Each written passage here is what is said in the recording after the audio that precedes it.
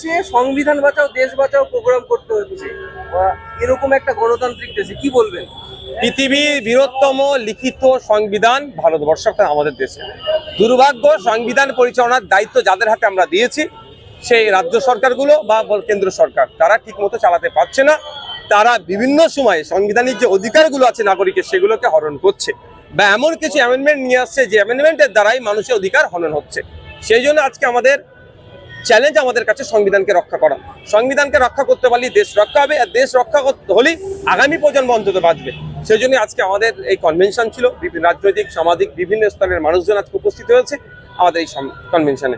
পরপর দুজন প্রধানমন্ত্রী এবং স্বরাষ্ট্রমন্ত্রী রাজ্যে আসলেন এবং রাজ্য সরকার এবং কেন্দ্র সরকার দুজনের মধ্যে কাদা ছড়াছড়ি করলেন, কিন্তু উন্নতির কোনো প্রকল্প কোনো কথা তারা বললেন। তারা তো এটা চাইছে, এই বাইনারি তৈরি করবে। তারা যে সম্পূর্ণরূপে কি রাজ্য সরকার কি কেন্দ্র সরকার ব্যর্থ হয়েছে মানুষকে তার নাগরিক পরিষেবা দিতে, এই ব্যর্থতার দায় ঢাকার জন্য কি করতে হবে? এই ধরনের কাদা ছড়াছড়ি করতে হবে। আর মানুষ দেখবেন এখন এমন জায়গায় আমাদেরকে পৌঁছে দিয়েছে এই মিডিয়ার একটা অংশ, এগুলো আমাদের কাছে রোমাঞ্চক হয়। কিন্তু আমাদের প্রশ্ন করতে হবে যে মোদিজি আসলেন আলিপুরদুয়ারে, কেন ওখানে একটা এইমস এর ঘোষণা করলেন না? কেন সেন্ট্রাল ইউনিভার্সিটির কথা বললেন না? কেন হেলথ ফ্যাসিলিটির কথা বললেন না?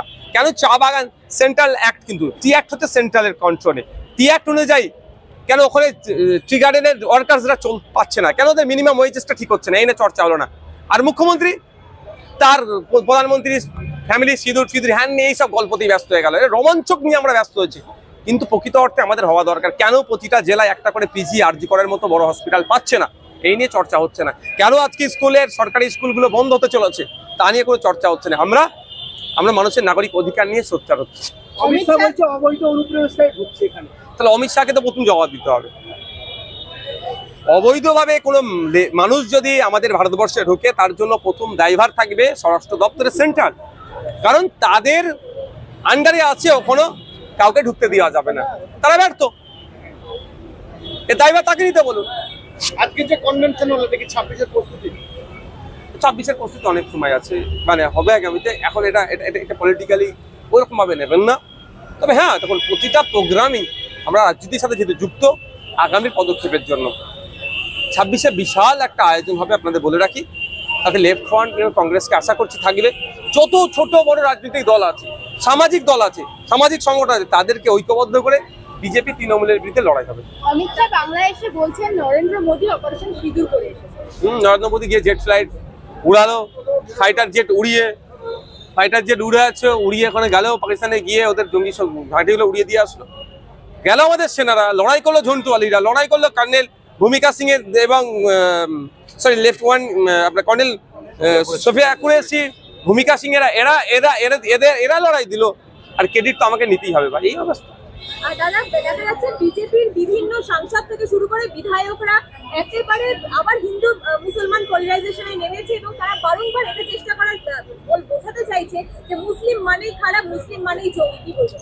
দেখো, বিজেপির কাছে কোনো কি অস্ত্র আছে যে এটার ভিত্তিতে বলবে ভোটটা আমাকে দাও?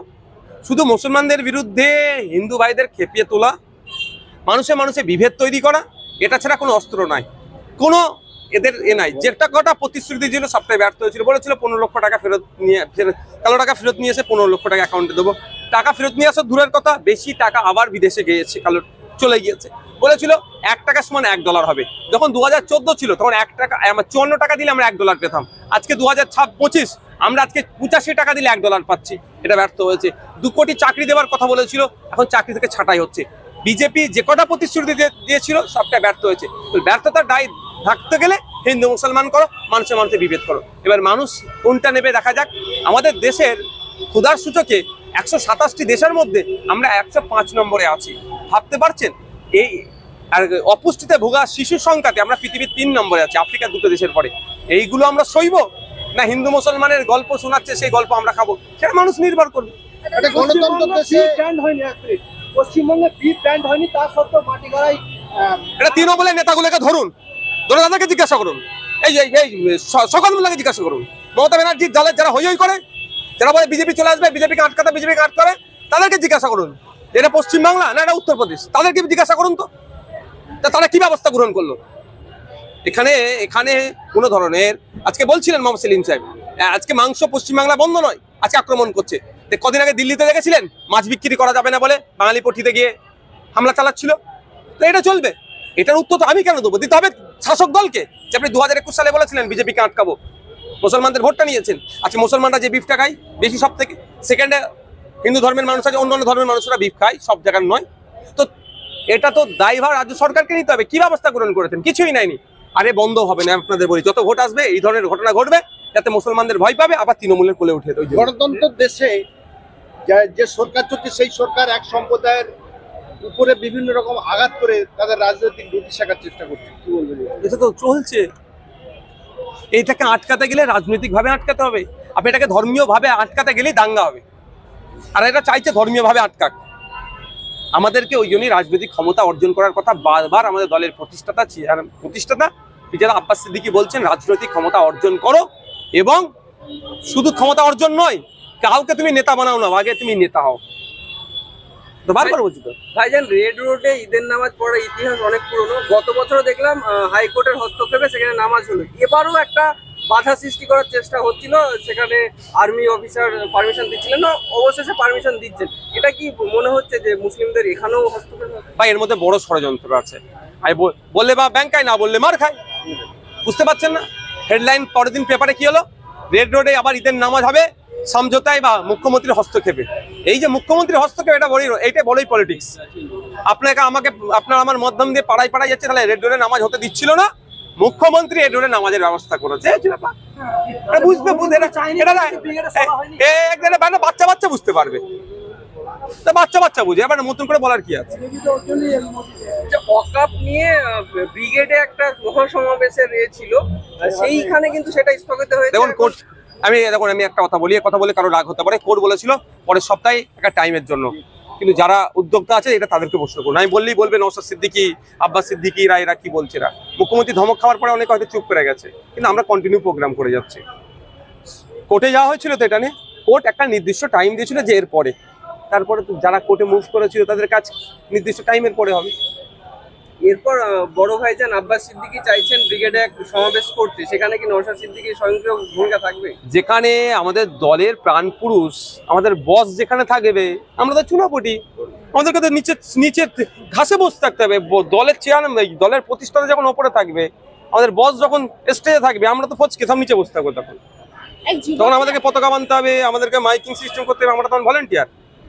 ফুরফুরা শরীফের অনেকেই যিনি ছিল, এই যে ব্রিগেডের সভা হবে সেই উদ্যোক্তার মধ্যে ছিল। তাহলে যদি আব্বাস সিদ্দিকী তিনি যদি ব্রিগেডের সভা করেন এই ওয়াকআপ বিলের বিরুদ্ধে, তাহলে কি ফুরফুরার যে ভাইরা ছিল তারা থাকবে?